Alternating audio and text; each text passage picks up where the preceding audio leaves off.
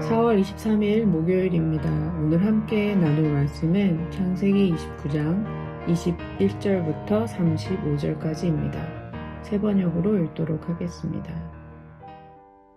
7년이 지난 뒤에 야곱이 라반에게 말하였다. 약속한 기한이 다 되었습니다. 이제 장가를 들게 해주십시오. 라헬과 결혼하겠습니다. 라반이 그 고장 사람들을 다 청해놓고 잔치를 베풀었다. 밤이 되었을 때에 라반은 큰딸 레아를 데려다가 신방으로 들여보냈는데 야곱은 그것도 모르고 레아와 동침하였다. 라반은 여종 실바를 자기 딸 레아에게 몸종으로 주었다. 아침이 되어서 야곱이 눈을 떠보니 레아가 아닌가. 야곱이 라반에게 말하였다. 외삼촌께서 저에게 이러실 수가 있습니까? 제가 그동안 라헬에게 장가를 들려고 외삼촌 일을 해드린 것이 아닙니까? 외삼촌께서 왜 저를 속이셨습니까? 라반이 대답하였다. 큰 딸을 두고서 작은 딸부터 시집 보내는 것은 이 고장의 법이 아닐세. 그러니 이래 동안 초래 기간을 채우게. 그런 다음에 작은 아이도 자네에게 주겠네. 그 대신에 자네는 또 7년 동안 내가 맡기는 일을 해야 하네. 야곱은 그렇게 하였다. 그가 레아와 이랫동안 지내고 나니 라반은 자기 딸 라헬을 그에게 아내로 주었다. 라반은 여종 비라를 자기 딸 라헬에게 몸종으로 주었다. 야곱이 라헬과 동침하였다. 야곱은 레아보다 라헬을 더 사랑하였다. 그는 또다시 7년 동안 라반의 일을 하였다. 주님께서는 레아가 남편의 사랑을 받지 못하는 것을 보시고 레아의 태를 열어주셨다. 라헬은 임신을 하지 못하였으나 레아는 마침내 임신을 하여 아들을 낳았다. 그는 속으로 주님께서 나의 고통을 살피시고 나에게 아들을 주셨구나. 이제는 남편도 나를 사랑하겠지 하면서 아기 이름을 르우벤이라고 하였다. 그가 또 임신을 하여 아들을 낳았다.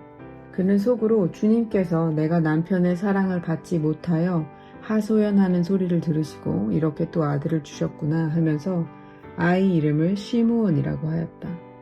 그가 또 임신을 하여 아들을 낳았다. 그는 속으로 내가 아들을 셋이나 낳았으니 이제는 남편도 별수 없이 나에게 단단히 매이겠지 하면서 아이 이름을 레위라고 하였다. 그가 또 임신을 하여 아들을 낳았다. 그는 속으로 이제야말로 내가 주님을 찬양하겠다 하면서 아이 이름을 유다라고 하였다. 레아의 출산이 그쳤다. 아멘.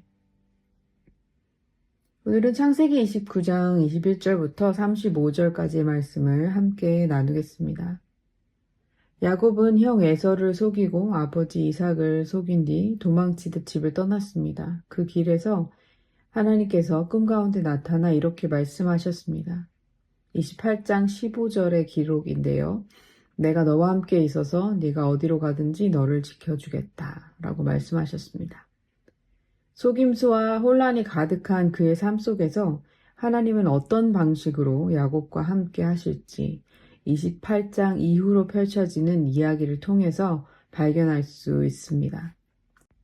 가족을 떠나 도망을 쳐온 야곱이 외삼촌 라반의 집에 도착했을 때 라반은 이렇게 말했습니다. 너는 나와 한 피부치이다. 이 표현은 문자적으로 내 살이요 내 뼈다 라는 의미입니다. 고대 근동에서 이 표현은 가족으로 받아들인다는 뜻이었습니다. 야곱은 이제 안전한 가족 안에 들어왔다고 생각했을 것입니다. 그런데 한 달의 시간이 지나자 라반은 그 관계를 조용히 뒤집어 노동계약 관계로 바꿔버립니다. 야곱은 라헬을 위해 7년을 일하기로 합니다. 그리고 그 7년이 지났습니다. 라반이 잔치를 베풀었고 그 밤에 레아를 야곱에게 몰래 들여보냅니다. 당시 신부는 베일을 쓰고 있었고 밤새 이어진 잔치의 분위기 속에서 야곱은 이를 알아차리지 못했습니다. 여기서 눈여겨볼 것이 하나 있는데 라반이 레아에게 몸종인 실바를 혼례 선물로 주었다는 기록입니다. 당시 딸이 시집갈 때 몸종을 주는 건 일반적인 관행이었다고 합니다. 이런 이유로 레아 자신도 이 결혼이 자기의 결혼인 줄 알고 있었을 가능성이 높습니다. 게다가 가부장적인 당시 사회에서 딸은 아버지의 결정을 거스르기 어려웠을 것입니다. 라반의 계획을 알았던 몰랐던 간에 레아에게 선택권은 없었습니다. 레아 역시 아버지의 계략에 이용당한 가능성이 높습니다. 다음 날 아침이 되었고 깨어보니 야곱의 옆에는 레아가 있습니다. 야곱이 외삼촌 라반에게 항의합니다. 어찌하여 저를 속이셨습니까? 야곱이라는 이름 자체가 속이는 자라는 뜻인데 그 야곱이 지금 왜 나를 속이셨냐고 외치고 있습니다. 더 흥미로운 사실은 여기서 속이다라는 히브리어 단어가 27장에서 이삭이 네 동생이 나를 속였다고 말할 때 사용된 단어와 동일하다는 점입니다. 성경이 의도적으로 같은 단어로 두 장면을 연결하는 것 같습니다. 27장에서 야곱은 아버지의 어두운 눈을 이용했고 29장에서 라반은 어두운 밤을 이용했습니다.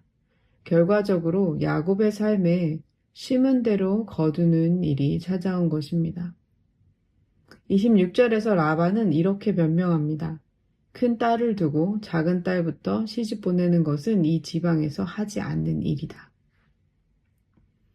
피해자는 야곱인데 라반이 오히려 자신의 원칙을 지킨 사람인 양 분위기를 이끌어갑니다. 게다가 이 주장을 뒷받침하는 고대 문헌은 없다 보니 라반의 말이 사실인지 확인할 길도 없습니다. 함무라비 법전에는 약속한 신부를 주지 않으면 처벌하는 조항이 있다고 합니다. 성경에서 묘사된 라반의 성향으로 추측해보면 어쩌면 이것은 즉석에서 만들어낸 변명일지도 모르겠다는 생각도 듭니다. 야곱은 라헬을 얻기 위해 결국 라반이 내민 또 다른 조건을 받아들이고 7년을 더 일하기로 합니다. 그런데 이 이야기에서 더 마음이 가는 인물은 야곱이 아니라 레아입니다. 어제의 본문 17절에 레아에 대해 성경이 남긴 묘사는 아주 독특합니다. 새 번역은 레아의 눈매는 부드러웠다고 번역합니다.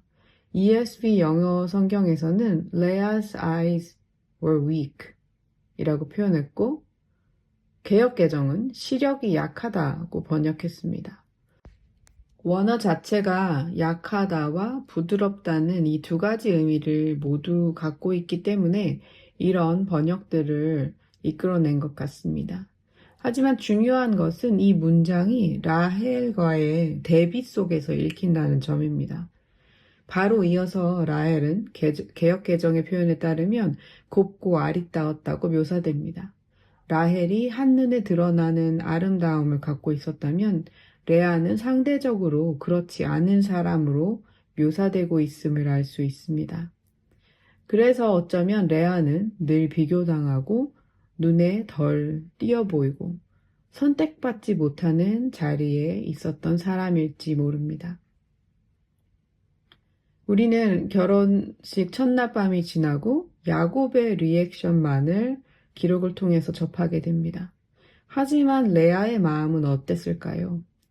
나는 선택받은 사람이 아니었다는 것, 또 나는 속임수의 도구였다는 것. 이 결혼은 처음부터 속임수로 가득 찬 사랑이 없는 결혼이었다는 것에 무너진 마음으로 슬픈 상태에 있었을 텐데 성경은 레아의 마음에 대해 자세히 기록하지 않습니다. 단지 30절에 야곱은 레아보다 라헬을 더 사랑하였다고 기록할 뿐입니다. 이후의 이야기를 보면 두 자매 사이에는 경쟁과 갈등이 이어지고 레아의 고통은 단순한 감정이 아니라 매일매일을 살아내야 하는 현실이 되고 맙니다. 그런데 31절에서 이 서사의 흐름이 조금 바뀐다는 것을 우리가 눈치챌 수 있습니다. 31절입니다. 주님께서는 레아가 사랑받지 못하는 것을 보셨다. 여기서 사랑받지 못했다는 표현은 미움받다에 가까운 단어입니다. 야곱이 적극적으로 레아를 증오했다기보다는 철저한 외면과 비교 속에서 생긴 관계의 거리를 표현한 것이라고 생각합니다. 라헬이 야곱의 마음을 차지하고 있었기 때문에 레아는 그 옆에서 보이지 않는 존재가 되어버렸습니다. 사람에게서 밀려난 자리, 관계에서 밀려난 자리, 누구도 책임지지 않는 자리. 바로 그 자리에 있는 레아를 하나님이 보셨습니다. 그런데 31절은 야곱이 하나님을 만났던 베델의 이야기 이후에 처음으로 하나님이 등장하는 구절입니다. 두 번의 결혼, 14년의 노동에 대한 이야기, 그 모든 일이 진행되는 동안 하나님은 그 서사에서 등장하시지 않는 것처럼 보였습니다. 그런데 하나님께서 다시 나타나시는 자리가 놀랍게도 성공의 자리가 아닙니다. 오히려 결핍이 가장 깊어진 자리, 그 누구에게도 인정받지 못한 자리입니다. 야곱은 한결같이 편애합니다. 라헬뿐 아니라 후에 요셉까지도 편애했습니다. 사람의 시선은 늘 한쪽으로 기울어져 있을 때가 많이 있습니다. 그러나 하나님은 편애하지 않으십니다. 하나님은 한 사람을 더 사랑해서 다른 사람을 버리는 방식으로 일하지 않으십니다. 오히려 사람의 편애가 만들어낸 버려진 자리를 향해 먼저 다가가십니다. 야곱은 레아를 보지 않았습니다. 라반은 레아를 거래에 써먹었습니다. 아무도 없는 것 같았던 그 자리에서 하나님은 보고 계셨습니다. 그리고 레아의 태를 여셨다고 성경은 기록합니다. 이제 레아가 아들을 낳을 때마다 붙인 이름들을 살펴보겠습니다. 이 이름들 안에는 레아의 처절한 영적 여정이 담겨 있습니다.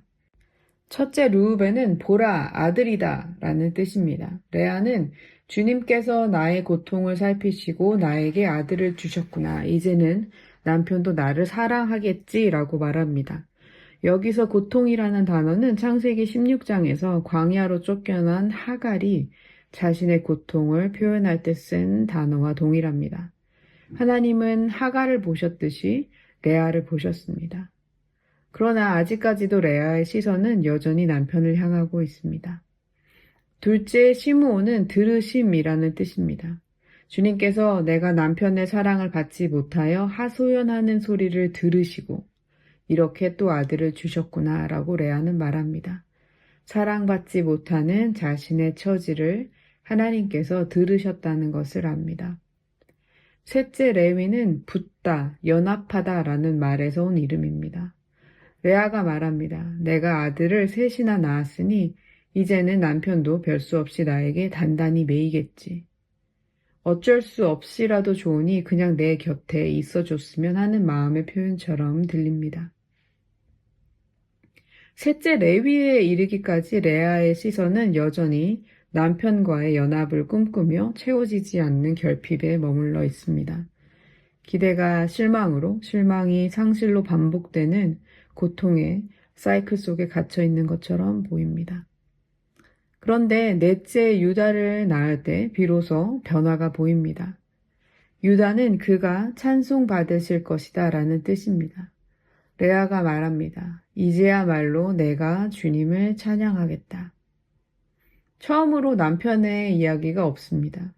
상황이 달라진 것은 아닐 것입니다. 야곱이 갑자기 레아를 사랑하게 된 것도 아닙니다. 결핍과 상실은 그대로입니다. 레아의 내면을 우리가 다 알 수는 없지만 사람을 향한 갈망이 하나님을 향한 찬송으로 옮겨가는 여정처럼 보입니다. 오늘 본문의 내용을 다시 정리해 보겠습니다. 형과 아버지를 속였던 야곱은 자신보다 더 고수인 외삼촌 라반에게 똑같은 방식으로 속임을 당합니다. 아버지가 눈이 어두운 것을 이용했던 야곱처럼 라반은 밤의 어둠과 베일을 이용해 신부를 바꿉니다. 아침이 되어 레아가 아닌가라고 외치는 야곱의 분노는 과거 네 동생이 나를 속였다고 했던 이삭의 탄식을 떠올리게 합니다. 야곱은 이 기막힌 상황 속에서 어쩌면 자신이 남에게 주었던 고통이 얼마나 끔찍한 것이었는지 뼈저리게 깨닫게 되었을지 모르겠습니다. 수단과 방법을 가리지 않던 그가 라반의 불합리한 추가 계약을 묵묵히 지키는 변화의 과정을 겪습니다. 이 사건의 중심에는 아버지에게 이용당하고 남편에게 외면당한 여인 레아가 있습니다. 야곱은 라헬을 얻기 위해 레아를 무시하며 편애했지만 하나님께서는 야곱의 계획이 아닌 소외된 자의 자리에 먼저 찾아오셨습니다. 야곱의 시선이 라헬에게만 고정되었을 때 하나님의 시선은 아무도 보지 않던 레아의 무너진 마음을 향해 있었습니다. 하나님께서는 외면당하는 자의 편에 서시는 분이십니다. 그리고 하나님께서는 세상이 외면한 이 여인의 결핍을 통해 이스라엘에 두 기둥을 세우셨습니다. 레위에게서 제사장 지파가 나오고 유다에게서 왕의 지파가 나왔습니다. 그 유다의 계보를 따라 훗날 다윗이 나오고 예수님이 오십니다. 하나님은 우리가 버려졌다고 느끼는 바로 그 자리에서 당신의 가장 위대한 계획을 완성해 가십니다. 우리의 삶에도 레아와 같은 자리가 있고 우리 주변에도 레아와 같은 사람들이 있습니다. 아무도 알아주지 않는 자리, 늘 뒤로 밀리는 자리, 사랑과 관심에서 먼 사람들이 있습니다. 사람들에게는 잊힌 것 같았던 레아의 삶이 사실은 구원의 역사의 줄기 안에 있었습니다. 지금 아무도 알아주지 않는 것 같은 우리의 자리도 하나님의 이야기 안에 있습니다. 레아를 향한 하나님의 눈길은 오늘 우리에게서도 또 우리의 곁에 소외된 이웃에게도 동일하게 향해 있습니다. 하나님의 위로가 필요하신 분은 오늘 그 위로를 경험하고 이미 그 위로를 경험한 분이라면 우리 주변에 있는 레아에게 그 사랑을 나누는 하루가 되었으면 좋겠습니다. 함께 기도하겠습니다.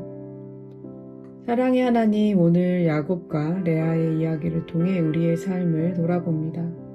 때로는 야곱처럼 자신이 심은 것을 거두며 뒤늦게 깨닫기도 하고, 때로는 레아처럼 선택받지 못한 자리에서 채워지지 않는 결핍을 안고 마음의 쓴뿌리를 품고 살아가고 있음을 고백합니다.